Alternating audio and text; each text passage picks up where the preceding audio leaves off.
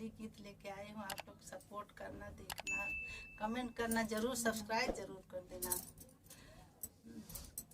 नंद लाला दही मेरो खा गईले हो, नंद लाला दही मेरो खा गई, खा गईले खा गईले खा गईले, नंद लाला दही मेरो खा गई, खा गईले खा गईले खा गईले, नंद लाला दही मोर खा गईल। छोट छोट हाथ बाटे छोट छोट गोड़, कैसे कसी कहर पा गईले हो, नंद लाला दही मेरो खा गईल।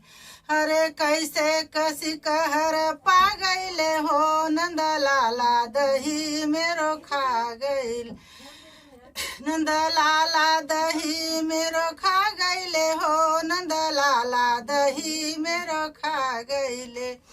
दही मर खाए मटू का सिर फोरे, दही मर खाए मेटू का सिर फोर, गेड़ुरिया जमुना में बहा गईले हो, चित चोर दधी मेरो खा गईल, खा गईले खा गईले खा गईले, चंद लाला दही मर खा गईले।